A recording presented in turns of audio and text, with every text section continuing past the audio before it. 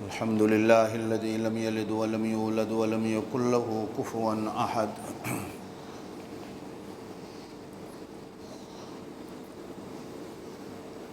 الحمد لله الذي لم يتخذ ولدا ولم يكن له شريك في الملك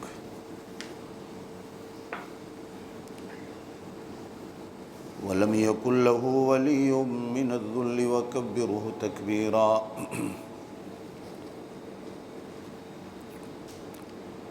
أشهد أن لا إله إلا الله وحده لا شريك له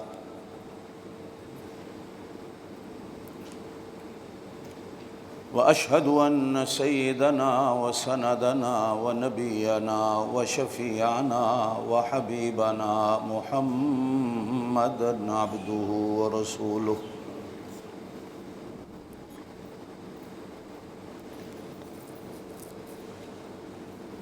أرسله الله إلى كافة للناس بشيرا ونذيرا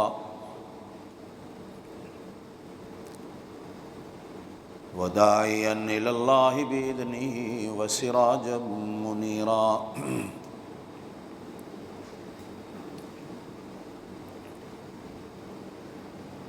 أما بعد، أعوذ بالله من الشيطان الرجيم. بسم الله الرحمن الرحيم.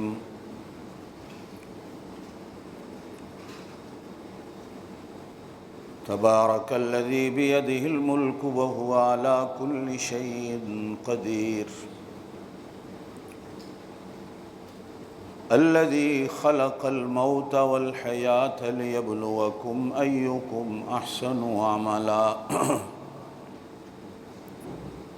وهو العزيز الغفور.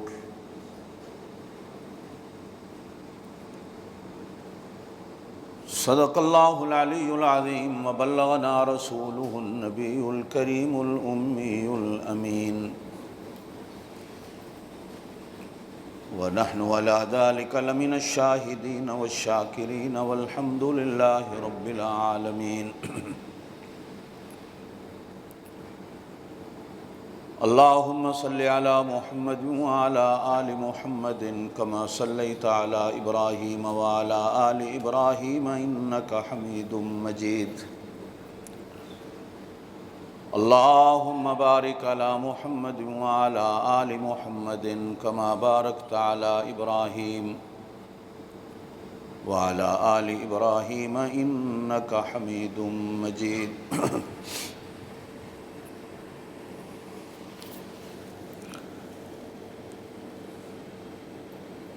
ساری تعریفیں اللہ کے لیے.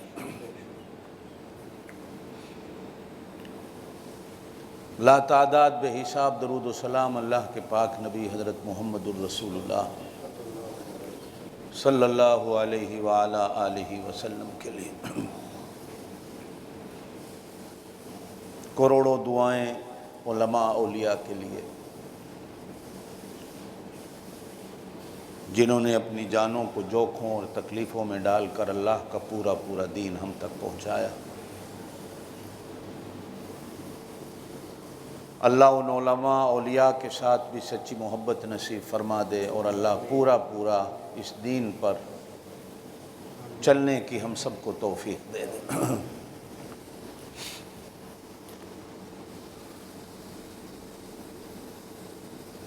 عید والے دن میں نے ایک بات شروع کی تھی، میں اسی بات کو آگے بڑھانا چاہتا ہوں.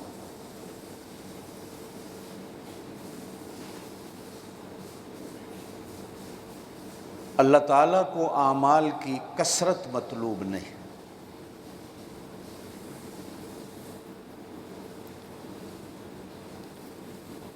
اللہ کو اعمال کی کوالٹی مطلوب ہے.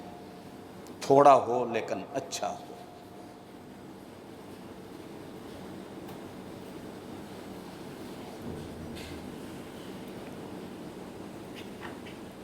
زیادہ ہو اس میں خلوص نہ ہو، اس میں سنت نہ ہو، اس میں کوالٹی نہ ہو،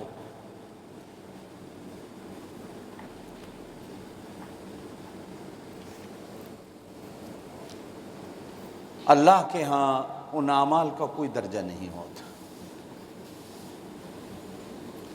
اس لیے بزرگان دین نے لکھا ہے کہ ایک آدمی اگر روزانہ 1 سپارہ قرآن کا پڑھتا ہے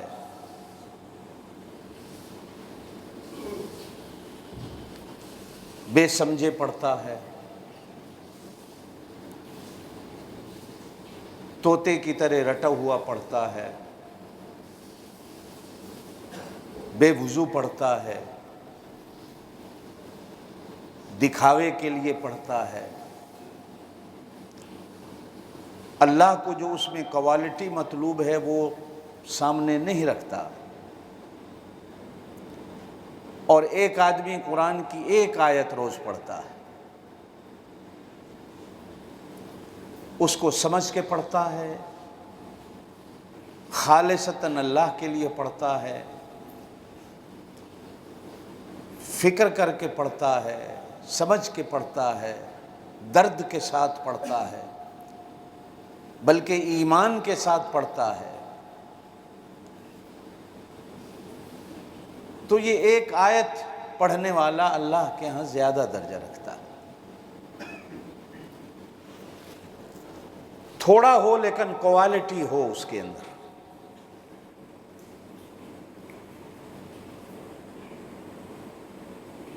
جس طرح آج دنیا کے کاروباری ملکوں میں حکومتوں کی طرف سے بھی کوالٹی کو چیک کرنے کے لیے باقاعدہ ڈپارٹمنٹ ہیں، وزارتیں ہیں، لوگ ہیں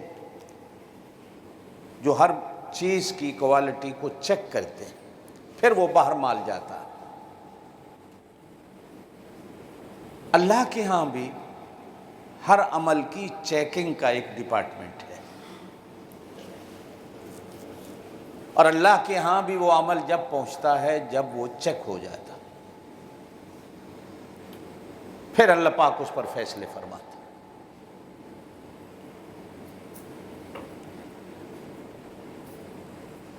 سیدنا صدیق اکبر رضی اللہ تعالیٰ عنہ کہ جہاں اس امت پر اور بہت سارے احسانات ہیں، جن احسانات کے بارے میں پاک نبی صلی اللہ علیہ وسلم نے فرمایا کہ میں دنیا میں ان احسانات کا بدلہ نہیں دے سکا، قیامت کے دن ان احسانات کا بدلہ اللہ دے گا۔ اتنے احسانات ہیں ان کے۔ بلکہ ایک جگہ فرمایا کہ جس نے میرے اوپر یا اللہ کے دین پہ احسان کیا، میں نے دنیا میں زندگی میں اس کو بدلہ دے دیا، لیکن ابو بکر کے میرے اوپر اور اللہ کے دین پر اتنے احسانات ہیں کہ میں دنیا میں اس کا بدلہ نہیں دے سکتا، قیامت کے دن اس کا بدلہ اللہ دے گا۔ سیدنا ابو بکر صدیق رضی اللہ تعالیٰ عنہ کا ایک قول ملتا ہے کہ اگر کسی کو اعمال میں کوالٹی چاہیے، خوبصورتی چاہیے، ایسی خوبصورتی جو اللہ کو منظور ہو اور اللہ کو مقبول ہو، تو جہاں انہوں نے اور چیزیں گنوائیں، 6 چیزیں بڑی بڑی گنوائیں کہ اللہ تعالیٰ نے ان چیزوں کی خوبصورتی ان چیزوں میں رکھی ہے۔ حدیث کے اندر فرمایا گیا اللہ جمیل و یحب الجمال، اللہ خود خوبصورت ہے اور اللہ خوبصورتی کو محبوب رکھتا ہے۔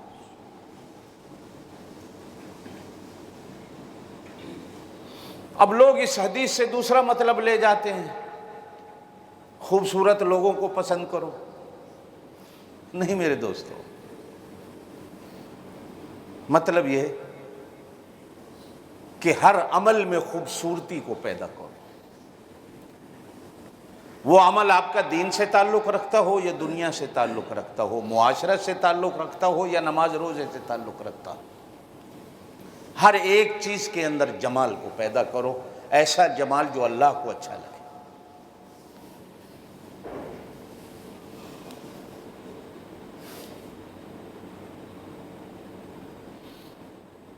ہمیں اعمال کا حکم دیا جاتا ہے ایمان کے قبول کرنے کے بعد کہ اللہ کے ہاں اچھے اعمال کا اعتبار ہوتا ہے۔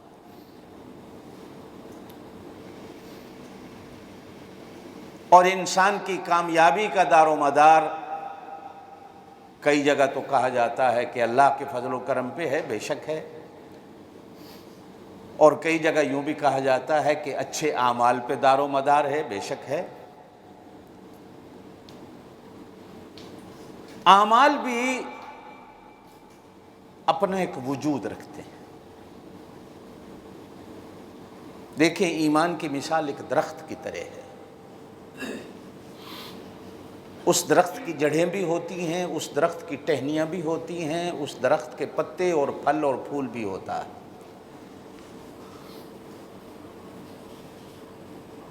عقائد اس درخت کی جڑوں کی مثال رکھتے ہیں اور اعمال اس درخت کی ٹہنیوں کی مثال رکھتے ہیں۔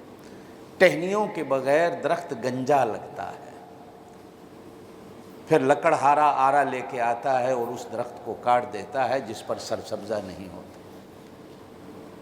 جس ایمان کے درخت پر اعمال نہ ہو وہ اتنا کمزور ہو جاتا ہے کہ شیطان بھی پھر آرا لے کر آ کر اس ایمان کے درخت کو بھی کاٹ دیتا۔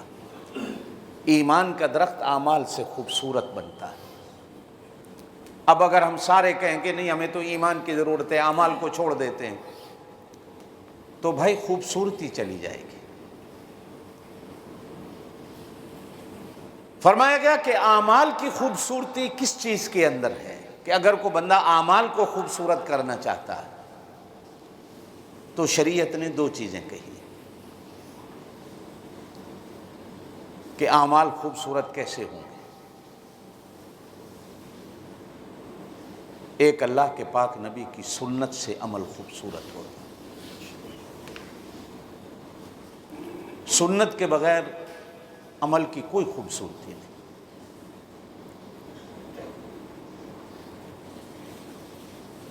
سنت ہی ایک وہ وارنش اور وہ پالش ہے، جس طرح وارنش یا پالش فرنیچر کو خوبصورت کرتی ہے، سنت انسان کے اعمال کو خوبصورت کرتی ہے۔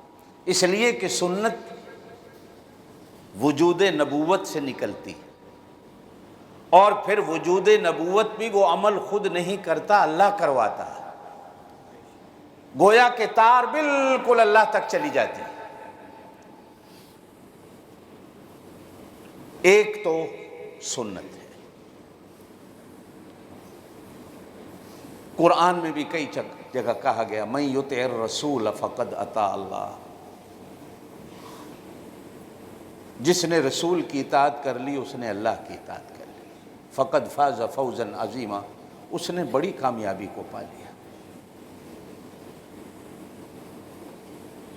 اور کہیں کہا گیا قل ان کنتم تحبون اللہ فاتبعونی، اگر تم اللہ کی محبت چاہتے ہو تو پھر سنت پہ عمل کرو۔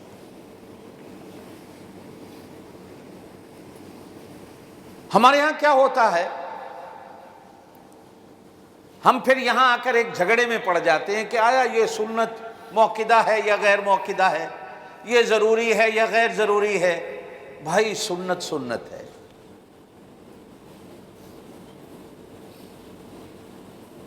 سنت کے اندر کوئی چھوٹی بڑی چیز نہیں ہوتی، ہر عمل وجود نبوت سے نکلتا ہے۔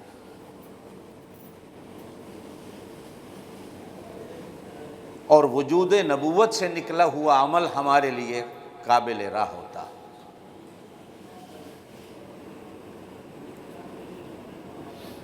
فرمایا قل اننی ہدانی ربی الی صراط مستقیم،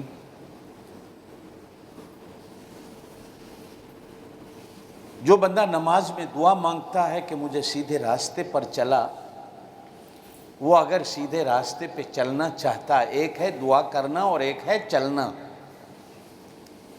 بے شک دعا بھی کرو اور چلنے کی کوشش بھی کرو۔ ایک بندہ شادی نہیں کرتا لیکن کہتا ہے جی دعا کرو میں پتر کا ابا بن جاؤں۔ او بھائی شادی کرے گا تو پتر کا ابا بنے گا، جب شادی نہیں ہوگی تو ابا کیسے بنے گا؟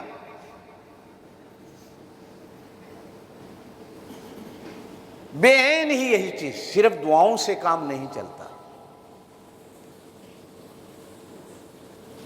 وَأَن لَيْسَ لِلْإِنسَانِ إِلَّا مَا سَعَى، اس عمل کی انسان کو کوشش بھی کرنی پڑتی ہے۔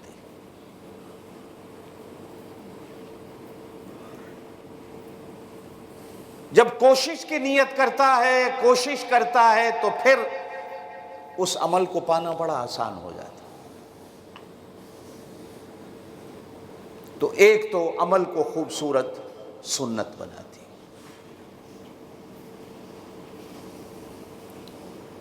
نمبر دو عمل کو خوبصورت اخلاص بناتا، کہ میں جو بھی عمل کروں میں اللہ کے لیے کروں۔ میں جتنا بڑا عمل کر لوں لیکن اس میں دکھاوا ہے، اس میں ریا ہے،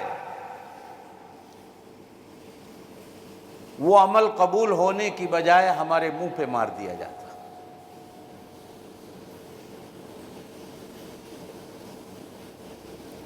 عمل وہ ہوتا ہے جس میں نیت ہو، اور نیت وہ ہوتی ہے جس میں خلوص ہو۔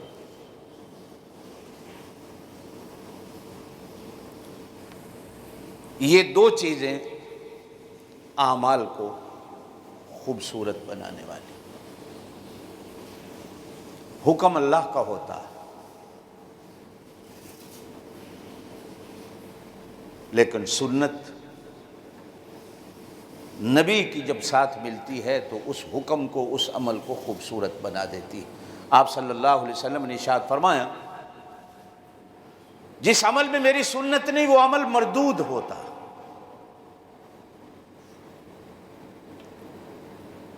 اور مردود کا معنی کیا ہوتا ہے؟ کہ وہ عمل رد کر دیا جاتا ہے۔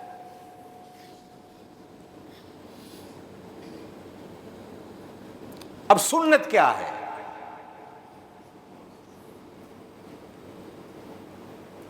ایک ہے نبی کا کہنا، ایک ہے نبی کا کرنا، اور ایک ہے اللہ کے نبی کے سامنے کوئی کام کیا گیا، اللہ کے پاک نبی نے اسے پسند فرمایا۔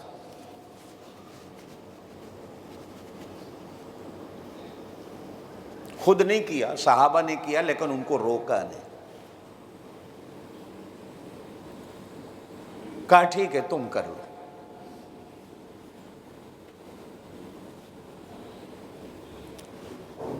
پھر آگے جا کر علماء کہتے ہیں کہ کبھی کبھی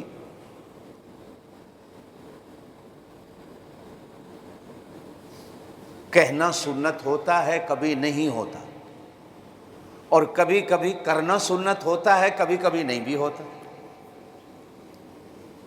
اس لیے کہ بعض عمل ایسے ہیں جن کو آپ صلی اللہ علیہ وسلم نے اپنے لیے خاص فرمایا، امت کے لیے اسے خاص نہیں فرمایا۔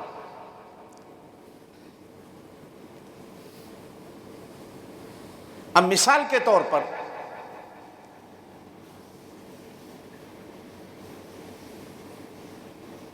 بخاری شریف میں ایک حدیث ہے کہ آپ صلی اللہ علیہ وسلم نے کھڑے ہو کر پیشاب فرمایا۔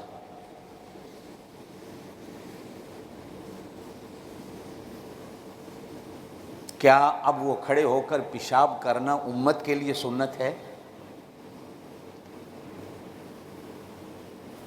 وہ امت کے لیے سنت نہیں۔ بامر مجبوری آپ صلی اللہ علیہ وسلم نے زندگی میں ایک بار کھڑے ہو کر پیشاب فرمایا۔ اب ایک امتی ضد کر کے کھڑا ہو جائے کہ نہیں بخاری شریف کے اندر ہے، میں تو پیشاب کھڑے ہو کے کروں گا، بلکہ آپ صلی اللہ علیہ وسلم نے امت کو اس سے منع فرمایا کہ کھڑے ہو کر پیشاب کرنے سے انسان 70 بیماریوں کا مریض بن جاتا، جن میں ایک سب سے بڑی بیماری ہے، رمضان شریف میں درس میں کہہ رہا تھا کہ کینسر جیسی موذی مرض کے جہاں اور اسباب ہیں وہاں ایک سبب کھڑے ہو کر پیشاب کرنا بھی بنتا ہے۔ جہاں اور اسباب ڈاکٹر کہتے ہیں، ایک سبب ڈاکٹر یہ بھی کہتے ہیں کہ کھڑے ہو کر پیشاب کرنے سے بھی اس لیے کہ کینسر وہ تو سارے جسم، کبھی دماغ میں ہو جاتا ہے، کبھی آنکھ میں ہو جاتا ہے، کبھی کان میں ہو جاتا ہے، کبھی دانت میں ہو جاتا ہے، کبھی پیٹ میں ہو جاتا ہے، کبھی پیشاب کی جگہ پہ، کبھی گوڈے میں، کبھی پیروں میں، وہ ایک جگہ پہ نہیں ہوتا، وہ چلتا رہتا ہے۔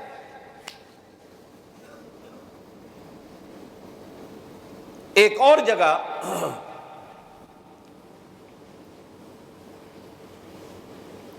کہا گیا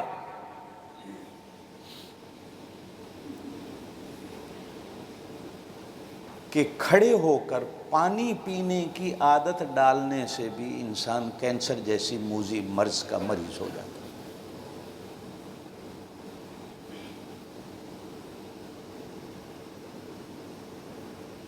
اور کہیں کہیں یہ بھی ملتا ہے کہ زمزم کو کھڑے ہو کے پیو۔ آپ صلی اللہ علیہ وسلم نے زمزم کو کھڑے ہو کے پیا۔ یہ یا تو زمزم کی خصوصیت ہے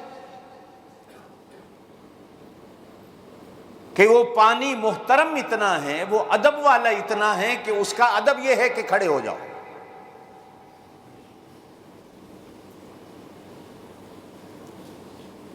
اور بعض علماء یہاں بھی فتویٰ دے دیتے ہیں کہ کھڑے ہو کر پینا کو مستقل سنت نہیں، کہ آدمی زمزم بیٹھ کر پیے تو گنہگار ہو جائے گا، نہیں، زمزم کو بیٹھ کر بھی پیا جا سکتا ہے، اور زمزم کو کھڑے ہو کر بھی پیا جا سکتا ہے۔ لیکن اگر کوئی آدمی عادت بنا لیتا ہے کھڑے ہو کر پانی پینے کی، تو اکثر اطباء اور ڈاکٹروں کا قول ہے، اور اکثر اولیاء اور علماء کا قول ہے کہ یہ عادت بھی انسان کو کینسر کی مریض بنا دیتی۔ اب کیا پتہ چلا کہ بیٹھ کر پانی پینا سنت ہے، سنت پر عمل کیا تو آپ کتنی بیماری سے بچ جاؤ گے۔ بیٹھ کر پیشاب کرنا سنت ہے، اس سنت پہ عمل کیا آپ نے تو آپ کتنی بیماریوں سے بچ جاؤ گے۔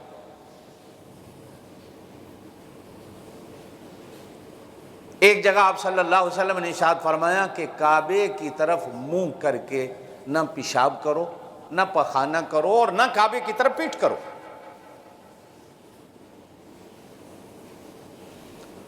گھروں میں ٹوائلٹ بناتے وقت اس چیز کو بخوبی دیکھا کرو کہ ٹوائلٹ کا رخ کدھر ہے اور اس کی پیٹھ کدھر ہے۔ جب آپ صلی اللہ علیہ وسلم نے یہ بات صحابہ کرام کو کہی تو مدینہ پاک میں منافقین نے، یہودیوں نے مذاق اڑایا مسلمانوں کے سامنے کہ تمہارا نبی کیسا ہے جو تمہیں پیشاب پخانے کے طریقے بھی سکھاتا ہے۔ شرم نہیں آتی بندے کو پیشاب پخانے کے طریقے بتاتے ہوئے؟ تو جب صحابہ کرام نے سنا اور آپ صلی اللہ علیہ وسلم کے دربار رسالت پر شکایت گئی تو آپ صلی اللہ علیہ وسلم نے فرمایا یہی تو رحمت ہے کہ ماں اگر اپنے بچے کو پخانے اور پیشاب کا طریقہ نہ سکھائے تو کون سکھائے گا؟ باپ نہ سکھائے تو کون سکھائے گا؟ نبی تو ہوتا ہی امت کے لیے رحمت ہے۔ اور ایک اور بات آپ کو بتاتا چلوں،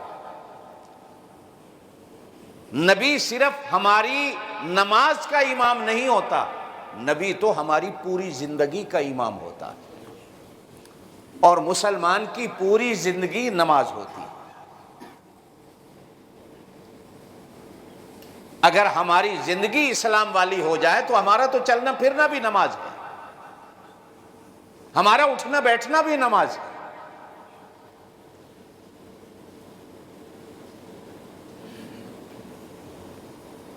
ایک بزرگ کا ایک واقعہ بڑا عجیب آیا میرے دماغ میں، عرض کرتا چلوں کہ ایک آدمی نے، جیسے آج بارشوں کا زمانہ ہے، سیلاب آئے ہوئے ہیں، پل ٹوٹ گئے، رابطے کے ادھر سے ادھر جانا، ادھر سے ادھر آنا، تو ایک آدمی نے دریا کے پار جانا ہے اور ایک بزرگ کے پاس جا کر کہتا ہے کہ کشتی بھی کوئی نہیں اور پل بھی کوئی نہیں، میں نے دریا کو پار کرنا ہے، پہنچنا ہے بڑا ضروری، مجھے کو طریقہ بتاؤ دریا کو پار کروں۔ تو وہ بزرگ کہتے ہیں کہ دریا کے کنارے پہ جا کر کھڑا ہو کر یوں کہے کہ اے دریا کے پانی، تجھے ایسا آدمی حکم دیتا ہے کہ جس نے آج تک اپنی بیوی کو ہاتھ نہیں لگایا، مجھے راستہ دے دے، جبکہ اس بزرگ کے 7 بچے اپنے ہیں، جو یوں کہہ رہا ہے کہ دریا کو کہے کہ جس نے آج تک بیوی کو ہاتھ نہیں لگایا وہ تجھے حکم دیتا ہے کہ مجھے راستہ دے، اور خود اس کے 7 بچے ہیں۔ کہیں یہی بات اس کی بیوی کے کان میں بھی جا پڑی تو بیوی نے 6 کی بجائے 7 گالیاں دی، ہٹا کٹا، کیسا تو پیر ہے، یہ 7 بچے جو میں نے جنے ہیں یہ حرام کیے ہیں، تو کہتا میں نے ہاتھ ہی نہیں لگایا۔ اور کہا کہ دریا کو دوسری بات کہنا کہ جس نے آج تک کوئی لقمہ کھایا نہیں، پانی کا گھونٹ نہیں پیا، وہ تجھے کہتا ہے کہ مجھے راستہ دے دے، تو دریا تجھے راستہ دے دے گا۔ اب وہ آدمی سوچنے لگا کہ یہ کیسا آدمی ہے، 60-70 سال کی اس کی عمر ہے اور یہ کہتا ہے کبھی میں نے کھایا پیا بھی نہیں، جا دریا کو ایسا کہے، اور یہ 7 بچوں کا باپ ہے اور کہتا ہے کہ جس نے بیوی کو آج تک ہاتھ نہیں لگایا وہ تجھے حکم دیتا ہے۔ تو دریا کو پار کرنے والا آدمی حیران ہو کے کہتا ہے کہ بزرگوں ایک بات بتاؤ، ناراض نہیں ہونا، یہ ابھی میرے سامنے آپ نے کھانا بھی کھایا ہے، میرے سامنے آپ نے لسی کا گلاس بھی پیا، اور آپ کہتے ہو دریا کو کہو کہ جو کھاتا پیتا نہیں۔ انہوں نے کہا بھائی میں نے یہ جتنا کچھ کھایا ہے آج تک میں نے اپنے تن اور اپنے نفس کے لیے نہیں کھایا، صرف اس لیے کھاتا ہوں کہ اس کا حکم ہے۔ بھائی میں تو اس کے حکم پہ عمل کر کے کھاتا ہوں، اس کا حکم ہے کھاؤ۔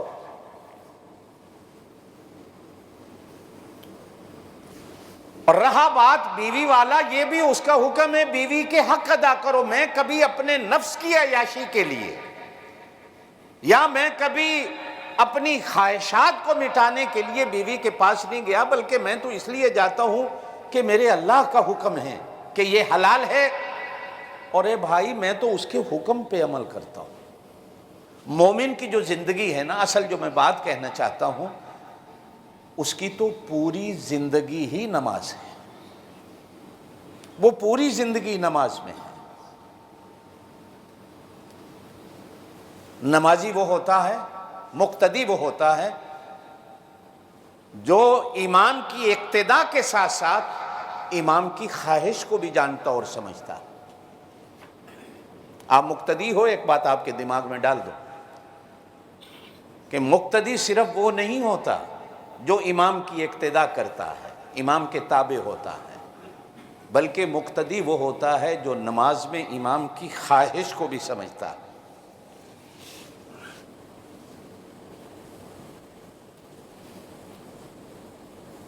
امام نے رکوع کے لیے کہا اللہ اکبر، اب آپ نے اللہ اکبر کہہ کر تابع داری بھی کرنی ہے، لیکن اب رکوع میں آپ سبحان ربی العظیم پڑھ رہے ہیں، اب آپ سمجھتے ہیں کہ اب امام سمع اللہ لمن حمیدہ کہہ کے کھڑا ہوگا۔ اگر ایک نمازی کو یہی نہیں پتا کہ آگے کیا ہوگا، وہ گویا کہ اپنے امام کی خواہش کو ہی نہیں سمجھتا کہ آگے امام نے کیا کرنا ہے۔ کبھی کبھی جہاں اسپیکر کام نہیں کرتے نماز میں تو مکبر ہوتے ہیں جو اللہ اکبر کہہ کر لوگوں کو توجہ دلاتے ہیں کہ اب امام سجدے میں چلا گیا۔ اچھا کئی جگہ آپ نے دیکھا ہوگا رکوع میں تو جاتے وقت مکبر نے بھی کہہ دیا اللہ اکبر، اب جب سمع اللہ لمن حمیدہ امام کرتا ہے تو مکبر کو یہ نہیں پتا ہوتا کہ میں نے سمع اللہ لمن حمیدہ کہنا ہے زور سے یا میں نے ربنا لک الحمد کہنا ہے زور سے۔ اس نے کیا کہنا ہوتا ہے؟ زور سے کہہ دو، کیا کہنا ہوتا ہے؟ لیکن چونکہ ہمیں پتہ نہیں، یہ 1-2 دفعہ ہمارے ساتھ تراویح میں بھی ہوا، اسپیکر خراب ہو گیا، رکوع میں گئے تو پچھلے نے اللہ اکبر تو کہہ دی، لیکن جب سمع اللہ لمن حمیدہ کہا تو اس کو آگے سمجھ نہیں آئی کہ اب میں نے ربنا لک الحمد کہنا ہے یا میں نے سمع اللہ لمن حمیدہ کہنا ہے، وہ چپ کر کے کھڑا ہو گیا۔ مقتدی وہ ہوتا ہے، اقتداء کرنے والا وہ ہوتا ہے جو امام کی اس خواہش کو بھی جانتا ہے کہ اب امام نے کیا کرنا ہے۔ یہ صرف نیت میں اتنا کہہ دینا کہ پیچھے اس امام کے اللہ اکبر اتنا کافی نہیں ہوتا۔ ہمارے جو امام شافعی رحمۃ اللہ علیہ کی تقلید کرنے والے لوگ ہیں، امام شافعی رحمۃ اللہ کے نزدیک روزانہ فجر کی نماز میں روزانہ دوسری رکعت کے رکوع کے بعد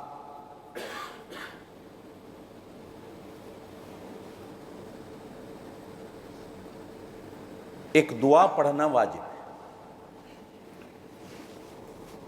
جیسے ہمارے ہاں وتر کی نماز میں دعا پڑھنا واجب ہے جس کو ہم قنوت کہتے ہیں، ہم رکوع سے پہلے پڑھتے ہیں وتر میں۔ ان کے ہاں فجر کی نماز میں دوسری رکعت کے رکوع کے بعد قنوت پڑھنا یہ واجب ہے روزانہ، اور اگر کوئی نہیں پڑھتا تو ان کے ہاں نماز میں نقص ہو جاتا۔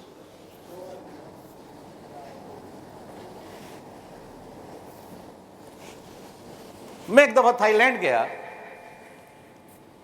میرا جانا ہوتا ہے وہاں اکثر، تو شافی حضرات تھے، مجھے کہا فجر کی نماز پڑھاؤ۔ تو میں جب مصلی پہ گیا تو میرا ایک ساتھی مجھے کان میں کہتا ہے، وہ بھی شافی تھا، کہ بھائی ہمارے ہاں تو دعا ہے۔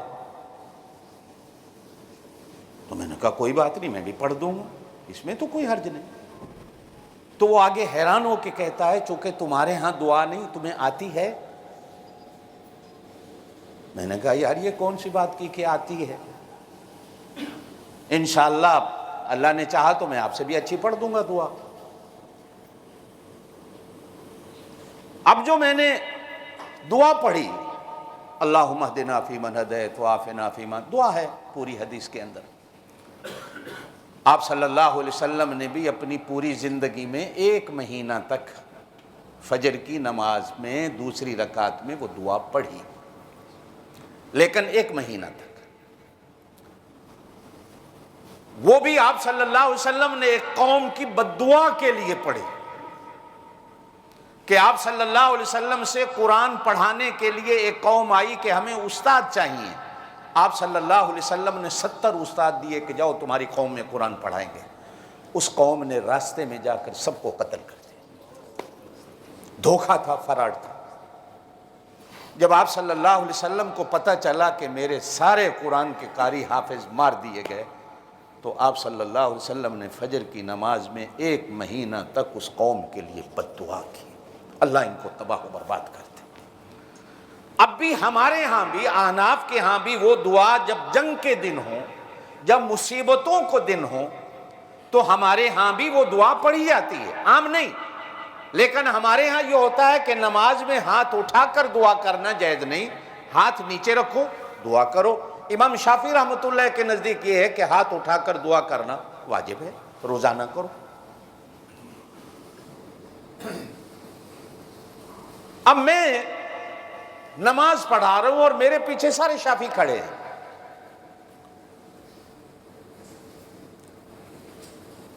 میں نے ربنا لک الحمد کہہ کر اگر رکوع میں جانا ہے، میں دعا نہیں پڑھنا چاہتا، ایک بات ہے، تو اب میں کیا کروں؟ کیا نمازیوں کا انتظار کروں کہ جب تک یہ دعا پوری نہ کر لیں میں اللہ اکبر کہہ کے سجدے میں نہ جاؤں؟ یہ مسئلے کی بات ہے، میں ان کا ویٹ کروں کہ یہ پڑھ لیں؟ اس لیے کہ میں نے ان کا بھی تو خیال کرنا ہے۔ اور ایک مسئلہ ہے، یاد رکھیے گا، امام وہ ہوتا ہے جو اپنی نماز میں نمازیوں کا خیال کرے۔ بوڑھے ہیں تو چھوٹا قرآن پڑھے، لمبا نہ پڑھے، بیمار ہیں تو چھوٹی صورتیں پڑھ دے، ٹائم نکلتا جا رہا ہے تو چھوٹی صورتوں پہ نماز پڑھائے۔ اب یہ نہیں، آپ نے دیکھا ہوگا میرے ہاں کبھی کبھی ایسا ہوتا ہے کہ اگر جمعے کی نماز میں 1:30 بج جاتا ہے بیان میں، تو میں قل اللہ پہ جمعہ پڑھا دیتا ہوں، اس لیے کہ میں نے آپ کا خیال کرنا ہوتا ہے۔ لیکن جس دن میرے پاس ٹائم ہوتا ہے میں نماز جمعہ میں قرآن پڑھتا ہوں۔ مجھ سے کئی لوگ کہتے ہیں کہ جب ہم قرآن سننے آتے ہیں آپ قل اللہ پہ نماز پڑھا دیتے۔ بھائی جس دن ٹائم ہوتا ہے نماز میں قرآن پڑھ دیتے ہیں، جس دن ٹائم نہیں ہوتا ہم نے آپ کو بھی دیکھنا ہوتا ہے کہ آپ میں سے کس کے پاس ٹائم ہے، پہلے ہم لیٹ ہو گئے لہٰذا اب قل اللہ پہ نماز پڑھا۔ تو اب میں نے ایک مفتی صاحب کو فتوے کے طور پر خط لکھا کہ میرے پیچھے شافعی ہیں، میں روزانہ تو دعا نہیں کرتا، کبھی کبھی میں بھی چاہتا ہوں کہ میں اس سنت پہ عمل کر لوں، اور کبھی کبھی میرے اندر ایک حنفیت بھی پھڑک آتی ہے کہ میں حنفی ہوں، میں دعا کیوں کرتا ہوں؟ تو اب میں اگر ان کے لیے کھڑا رہوں ربنا لک الحمد حمدا کثیرا طیبا مبارکا فیہ ولک الشکر یا رب اللہم لک الشکر یا رب، ساری دعا کرتا چلا جاؤں صرف اس انتظار میں کہ یہ پچھلے میرے دعا پڑھ لیں میں پھر سجدے میں جاؤں، آیا میرے لیے جائز ہے کہ میں نمازیوں کی فکر کروں؟ تو مفتی صاحبان نے مجھے فتویٰ دیا کہ یہ تیرے تابع ہیں، تو ان کے تابع نہیں۔ مقتدی امام کے تابع ہوتا ہے، امام مقتدی کے تابع نہیں ہوتا۔ تم اپنا ربنا لک الحمد کہو اور سجدے میں جاؤ، اس لیے کہ اگر تم ان کی انتظار میں کھڑے رہ گئے، یہ تو وہی مسئلہ ہوا کہ چودھری صاحب اگر نہیں آئے تو امام صاحب نماز نہ پڑھائے کہ جی جب تک چودھری صاحب نماز میں نہیں آئیں گے میں نماز نہیں پڑھاتا۔ مجھے اگلے دن ایک دوستوں نے لطیفے کے طور پر بھی بات سنائی کہ ہمارے ایک چودھری صاحب ہیں، عید کی نماز کا ٹائم تھا 10:30 بجے، عید کی نماز ہوگی وہ سوئے رہے، عید کی نماز میں نہیں آئے، تو امام صاحب نے 12 بجا دیے کہ جب تک چودھری صاحب نہیں آئیں گے میں عید کی نماز نہیں پڑھاتا۔ اب 12 بجے کے بعد 12:30 زوال کا ٹائم ہو گیا، عید کی نہیں نماز ہوئی، اس لیے کہ وہ بیچارے ان کے ملازم ہیں، نوکر ہیں، وہ کھڑے رہے بھائی جب تک چودھری صاحب نہیں آئیں گے میں تو نماز نہیں پڑھاتا۔ یہ ہے مقتدی کی اقتداء، اور ایک ہے کہ میں امام کی اقتداء کروں کہ امام نے کہا اللہ اکبر اللہ اکبر۔ اب مسئلے کی بات ہے، میں کہہ دیتا ہوں، میں اکثر تراویح میں بھی کہا کرتا ہوں، میرے وہ بھائی جو نماز تراویح پڑھنے آتے ہیں وہ پہلی رکعت کے پیچھے گپوں میں بیٹھے رہتے ہیں، امام اللہ اکبر کہہ کے کھڑا ہو جاتا ہے، رکعت ہو جاتی ہے، جب وہ عین اللہ اکبر کہہ کے رکوع میں جاتا ہے تو پچھلے میرے ساتھی کھڑے ہو کر اللہ اکبر کہہ کے رکوع میں شامل ہو جاتے ہیں، ان کی وہ نماز تراویح نہیں ہوتی جس کی تکبیر تحریمہ میں وہ شریک نہیں ہوتے، راضی ہو ناراض ہو، سیدھا مسئلہ ہے۔ اللہ اکبر، اب آپ نے پڑھا سبحانک اللہم و بحمدک، ادھر امام نے کہا الحمدللہ رب العالمین، اب آپ کو حکم ہے کہ آپ نے سبحانک اللہم پورا نہیں کرنا، جہاں تک پڑھا ہے اب چپ ہو جاؤ، امام جو قرآن پڑھ رہا ہے اب اس کو سننا، اس لیے کہ ثنا پڑھنا سنت ہے، قرآن سننا واجب ہے۔ اب ایک سنت کے اوپر عمل کرتے کرتے آپ نے واجب کو چھوڑ دیا، لہذا جہاں تک پڑھا ہے بات ختم۔ اسی طرح اتحیات کا مسئلہ ہے، اگر آپ نے درود شریف نہیں پڑھا، امام نے سلام پھیر دیا، تو سنو، نماز میں درود شریف پڑھنا واجب ہے، آپ اپنا درود شریف پڑھ کے امام کے بعد میں سلام پھیریں، لیکن اگر آپ نے درود شریف پڑھ لیا ہے تو پھر یہ رب جعلنی اللہم انی ظلمت نفسی ربنا آتنا فی الدنیا، یہ پڑھنا سنت ہے، پڑھنا واجب نہیں۔ اگر کسی نے یہ دعائیں نہ بھی پڑھی تو امام کے ساتھ سلام پھیر دیا تو نماز ہو جائے گی۔ بلکہ سنت کیا ہے یہ بھی میں آج آپ کو ایک بات بتاؤں، ہمارے یہاں ایک بہت بڑی غلطی ہے پڑھے لکھے لوگوں میں بھی، کہ جیسے امام کہتا ہے السلام علیکم رحمۃ اللہ، ہم بھی کہہ دیتے ہیں السلام علیکم رحمۃ اللہ۔ سنت کیا ہے کہ جب امام سلام پھیر لے تم اس کے بعد سلام پھیرو، یہ فوراً امام نے کہا السلام علیکم رحمۃ اللہ، آپ نے بھی کہہ دیا نہیں، امام نے کہا السلام علیکم رحمۃ اللہ، جب ایک طرف کہہ لیا اب آپ سلام پھیرو، کہیں ایسا نہ ہو کہ امام سے آگے نکل جاؤ۔ سنت یہ ہے ویٹ کرو، امام کے پیچھے چلنا، امام کے ساتھ ساتھ یا امام کے آگے نہیں چلنا ہوتا، پیچھے چلنا ہوتا۔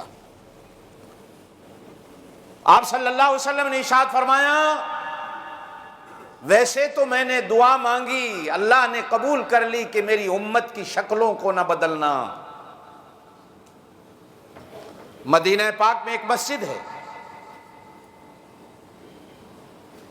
آپ صلی اللہ علیہ وسلم نے امت کے لیے اس مسجد میں 3 دعائیں مانگی۔ مسجد اجابہ جس کا نام، اللہ میری امت کی شکل نہ بدل، اللہ میری امت کو بھی زمین میں نہ دھنسا دینا۔ اللہ نے کہا یہ دونوں دعائیں قبول کرتا۔ کہا اللہ میری امت کو آپس میں نہ لڑا دینا، کہا یہ دعا قبول نہیں کرتا، یہ لڑتی رہے گی، یہ لڑتی رہے گی، یہ دعا قبول نہیں ہے۔ لیکن اس کے باوجود آپ صلی اللہ علیہ وسلم نے فرمایا بے شک میری دعا قبول ہوئی، لیکن مجھے ڈر ہے کہ میری امت کے وہ لوگ جو نماز میں امام سے پہلے رکوع میں چلے جاتے ہیں یا سجدے میں چلے جاتے ہیں یا امام سے پہلے کھڑے ہو جاتے ہیں یا امام سے پہلے سلام پھیر لیتے ہیں، مجھے ڈر ہے کہ کہیں اللہ پاک ان کی شکلوں کو نہ بدل دے۔ یہ شکلوں کو بدلنے کا گناہ ہے۔ یہ اقتداء کا معنی آپ کو سمجھا رہا ہوں کہ اقتداء کیسے کرنی ہے امام کی۔ امام کے پیچھے چلنا۔ اور ایک بات میں آپ کو کہے چلوں، جو پیچھے چل گیا وہ کامیاب ہو گیا۔ ایک اصول بنا لو اپنی زندگی میں کہ میں نے ایک بڑے کے پیچھے چلنا ہے۔ وہ آپ کے گھر کا بڑا ہے، آپ کی مسجد کا بڑا ہے، آپ کے گاؤں کا بڑا، میں نے اس کے پیچھے چلنا۔ آپ صلی اللہ علیہ وسلم جب تشریف لاتے، صحابہ کرام احترام میں کھڑے ہوتے تو آپ اس کو پسند نہیں کرتے تھے کہ کوئی بندہ میری وجہ سے کھڑا ہو، لیکن اللہ اکبر، حضرت سعد بن ابی وقاص تشریف لائے، حضور نے کہا کھڑے ہو جاؤ۔ صحابہ کرام نے کہا اللہ کے رسول آپ تو روکتے ہیں، کہا یہ قوم کا سردار ہے، یہ بڑا ہے، اس کے ادب میں کھڑے ہو جاؤ۔ سارے صحابہ کھڑے ہو گئے، حضور بھی کھڑے ہو گئے۔ کہا ایک بڑا ہوتا ہے، وہ قوم کا بڑا ہو، قبیلے کا بڑا ہو، گاؤں کا بڑا ہو، مسجد کا بڑا ہو، گھر کا بڑا ہو، جو پیچھے چل گیا، جو شاگرد استاد کے پیچھے چلتا ہے وہ کامیاب ہو جاتا ہے، جو استاد سے آگے نکلنے کی کوشش کرتا ہے وہ کبھی کامیاب نہیں ہوتا۔ جو مقتدی امام کے پیچھے چلتا ہے وہ مدعا کو پا لیتا ہے، جو امام سے آگے نکلنے کی کوشش کرتا ہے وہ کبھی اپنے مدعا کو نہیں پا سکتا۔ ہمارے فسادات کی جڑ یہ ہے۔ میرے دوستوں، میں ایک معنی آپ حضرات سے کئی بار کر چکا ہوں، ایمان کا معنی کیا ہوتا ہے۔ اللہ آپ کو ایمان دے دے، آمین کہہ دو۔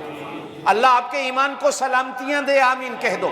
اللہ اسی ایمان پہ موت دے، آمین کہہ دو۔ ایمان کو ساتھ لے جاؤ، آمین کہہ دو۔ اللہ کسی کا ایمان نہ چھینے، آمین۔ اللہ ایمان پہ سلامتیاں دے، اللہ ہمارے ایمان کی حفاظت فرمائے۔ جہاں ایمان کے اور معنی ہیں وہاں علماء ایک معنی کرتے ہیں، جو بندہ مان کے چلتا ہے وہ کامیاب ہوتا ہے، جو مان کے نہیں چلتا وہ ہمیشہ گھاٹے میں رہتا۔ ارے بھائی، منوانے والا صرف وہ ہے، یا منوانے والا کملی والا ہے کہ ان کی مانو، باقی آپ اور میں کون ہوتے ہیں کہ ہم کہیں لوگ ہماری مان کے چلیں۔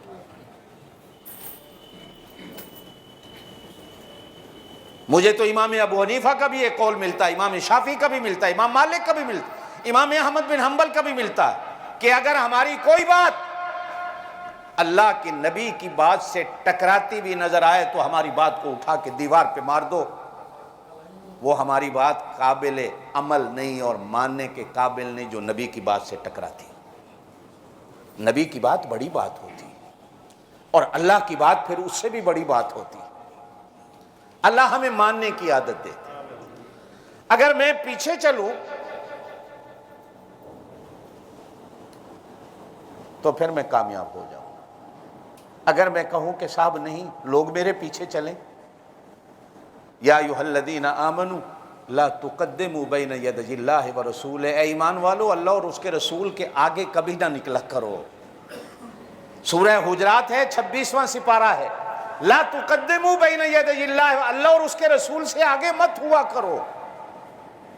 آج اگر اللہ اور اس کا رسول ہمارے مجلس میں محفل میں نہیں ہیں تو اس کا مطلب کیا ہوتا ہے کہ اپنے امام سے، اپنے بڑے سے آگے مت نکلا کرو، مان کے چلا کرو۔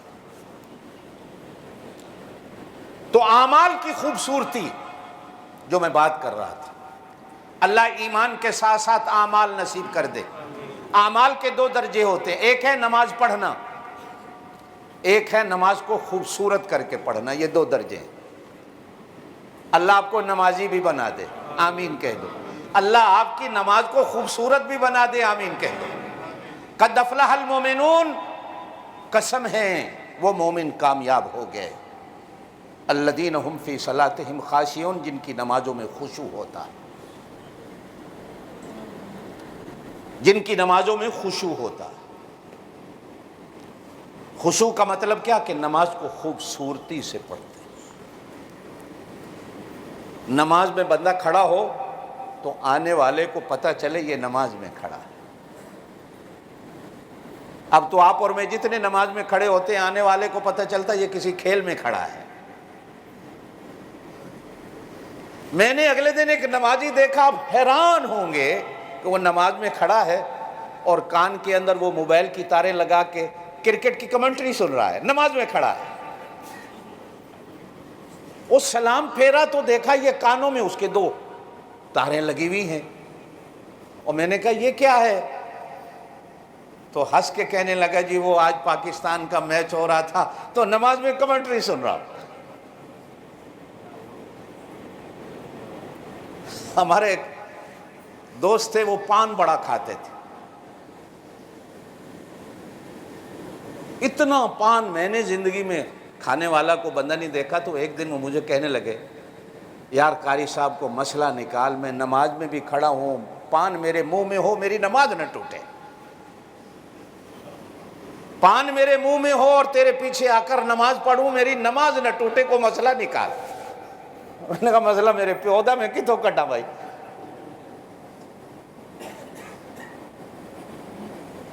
اللہ کا بندہ نمازی نہیں ہوتی۔ وہ چلے گئے زمانے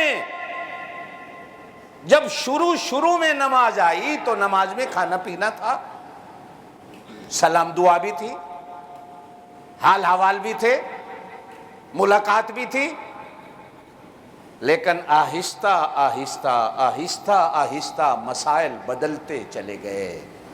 پھر ایک ٹائم آیا کہ الیوم اکملت لکم دینکم، مہر لگ گئی کہ آج کے بعد تمہارے دین کو پورا کر دیا گیا ہے، اب کوئی کمی پیشی دین میں نہیں ہو سکتی۔ پھر ایک وقت وہ آتا، اعمال کی خوبصورتی اللہ آپ کو نصیب کر دے، آمین کہہ دو۔ میرا روزہ خوبصورت ہو جائے، میرا حج خوبصورت ہو جائے، میری خیر خیرات خوبصورت ہو جائے۔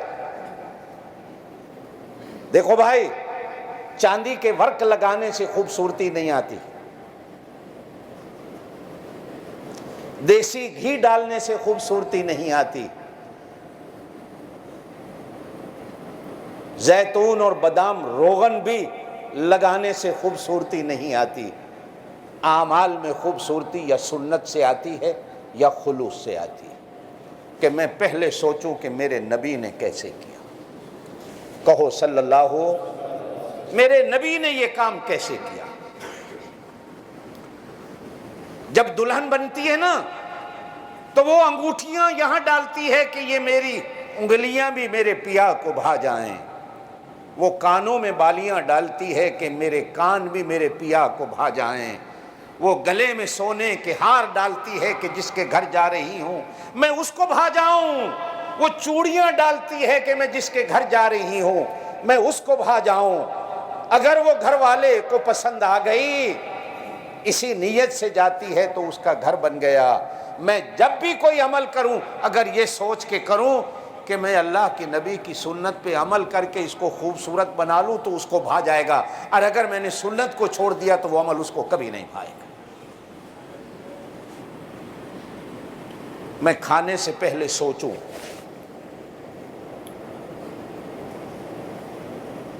میں نے اگلے دن ایک ڈاکٹر کی ایک بات پڑھی، انگریز ڈاکٹر لکھتا ہے کہ اگر کوئی بندہ یہ چاہے کہ میرا وزن کم ہو جائے، لوگ دوائیاں لیتے ہیں، ایکسرسائز کرتے ہیں، دوائیوں سے وزن کم نہیں ہوتا، الٹا اور بیماریاں ہوتی ہیں۔ ایکسرسائز سے بھی وزن کم نہیں ہوتا، بلکہ دیکھا بندے کا اور پیٹ نکل آتا ہے۔ حضور صلی اللہ علیہ وسلم نے ایک وظیفہ بتایا وزن کو کم کرنے کا۔ وہ انگریز ڈاکٹر لکھتا ہے کہ اگر کوئی کھانے کو چبا کے آہستہ آہستہ کھائے، عادت بنا لے، اس کا وزن کم ہو جائے گا۔ جب غور کیا تو یہ میرے پاک نبی کی سنت بھی ہے، آپ نے خود امت کو فرمایا کہ کھانے کو چبا کے کھاؤ، آرام آرام سے۔ تھوڑی سی بھوک کو چھوڑ کر دسترخوان سے اٹھ جاؤ، یہ دو چیزیں عمل کر لو آپ۔ یہ سنت ہے کہ میرا کھانا کھانا، میں نے پہلے کہا کہ مسلمان کی پوری زندگی نماز ہے، اور حضور صلی اللہ علیہ وسلم میری پوری زندگی کے امام ہیں۔ میں نے کہہ دیا ہے پیچھے اس امام کے اللہ اکبر۔ اللہ کے پاک نبی کو اپنا امام مانتے ہو؟ زور سے کہو، اپنا امام، اپنا پیر مانتے ہو؟ یہ سب سے بڑا پیر ہے اور سب سے بڑا امام ہے۔ آپ صلی اللہ علیہ وسلم سے بڑا امام کوئی نہیں اور آپ سے بڑا پیر کوئی نہیں۔ پیروں کی مانتے ہو، اماموں کی مانتے ہو، تو دنیا کے سب سے بڑے پیر اور امام کی بات کو مان لو۔ حضور کہتے ہیں کھانے کو چبا کے کھاؤ، اور تھوڑی بھوک کو چھوڑ کر دسترخوان سے اٹھ جاؤ۔ ان دو سنتوں پہ عمل کر لو، تمہارا پیٹ اور تمہارا وزن کبھی نہیں بڑھے گا۔ اچھا، ایک تیسری سنت بھی ملتی ہے، وہ بھی آپ کو بتا دیتا ہوں۔ کھانا کھانے کے فوراً بعد میرے پاک نبی صلی اللہ علیہ وسلم نے پوری زندگی پانی نہیں پیا، کھانے کے درمیان میں پانی پیا، یا کھانا کھانے کے آدھے گھنٹے بعد پانی پیا، فوراً پانی نہیں پیا۔ کھانا کھانے کے فوراً بعد ٹھنڈے پانی کا گلاس پینا، 7 اپ، کوکا کولا پینا، یہ بھی انسان کے پیٹ کو اور وزن کو بڑھانے والی چیز ہے۔ یا درمیان میں پانی پیو، یا پھر آدھا گھنٹہ بعد میں پانی پیو، جب یہ پورا اندر ہضم ہو جائے۔ اچھا، ایک اور چیز بھی بزرگان دین نے لکھی ہے، کبھی ہو سکتا ہے آپ نے تجربہ کیا ہو کہ کھانا کھانے کے فوراً بعد اگر کوئی بندہ نہا لیتا ہے، وہ بد ہضمی کا مریض ہو جاتا ہے۔ آپ لکھ لیں میری اس بات کو، وہ نہا کے نکلے گا تو اس کو کھٹے ڈکار شروع ہو جائیں گے، بد ہضمی شروع ہو جائے گی۔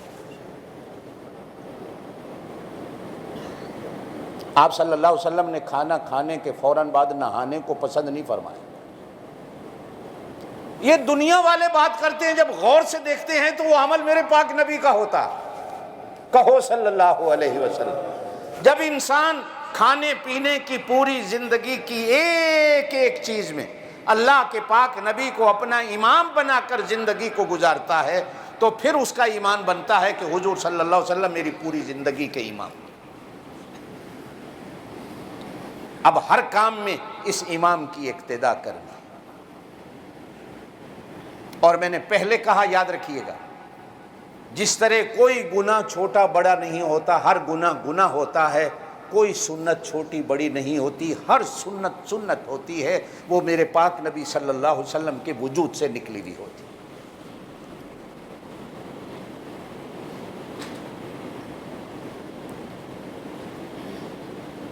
آج تہیہ کیجئے، آپ رمضان سے فارغ ہوئے، کہ میں اگلے 11 مہینے کی زندگی کو خوبصورت بنانا چاہتا ہوں اور اپنے اعمال کو خوبصورت بنانا چاہتا ہوں، تو حضور صلی اللہ علیہ وسلم کی سنتوں پہ آ جائیں۔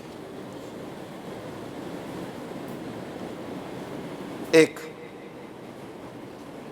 حبشی صحابی تھے میرے پاک نبی صلی اللہ علیہ وسلم، ان کے سر کے بال آپ نے دیکھے ہوں گے ہمیشہ کھڑے رہتے ہیں، عجیب ہوتے ہیں، اللہ پاک کی طرف سے بنے ہوئے ہیں۔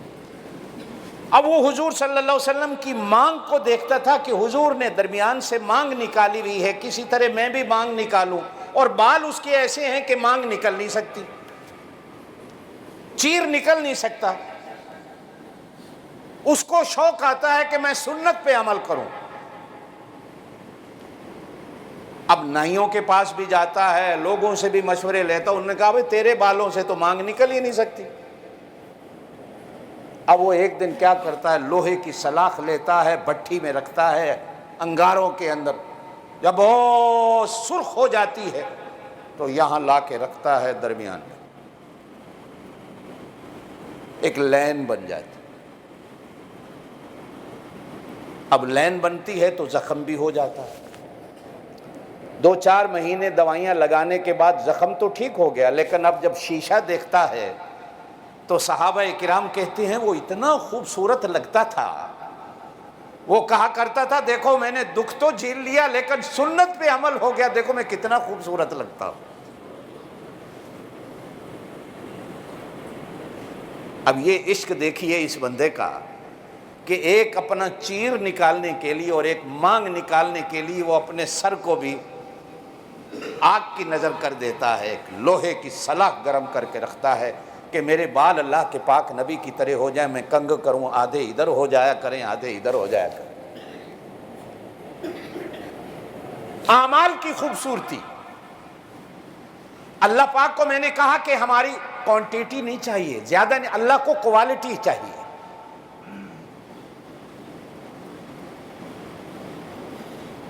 اللہ کو زیادہ نہیں چاہیے، تھوڑے چاہیے۔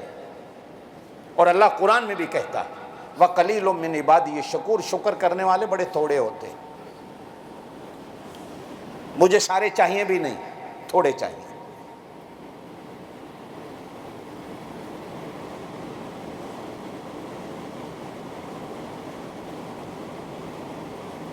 اعمال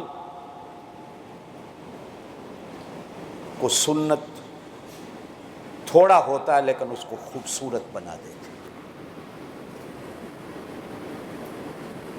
آپ لباس کو سنت کے مطابق پہن کے دیکھیے، آپ کھانے کو سنت کے مطابق کھا کے دیکھیے، آپ نماز کو سنت کے مطابق پڑھ کے دیکھیے، آپ شادی بیاہ کو سنت کے مطابق کر کے دیکھیے، پھر دیکھیے کتنی برکتیں آتی۔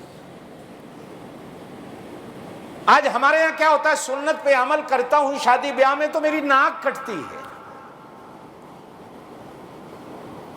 یہی حال کھانے پینے میں ہوتا ہے کہ میں جب حد سے بڑھتا ہوں تو پھر بیمار ہوتا ہوں۔ آپ نے کبھی سنا ہے کہ وہ بھوکا رہنے والا بندہ مر گیا ہو؟ بیمار وہی ہوتا ہے، مرتا وہی ہے جو زیادہ کھاتا ہے۔ زیادہ کھانا 70 بیماریوں کی جڑ ہے، اور کم کھانا عافیت اور سکون اور امن کی چابی ہے۔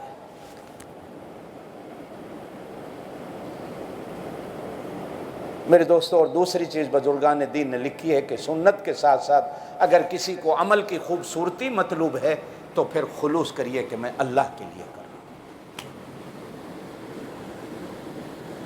خلوص اور سنت، یہ دو چیزیں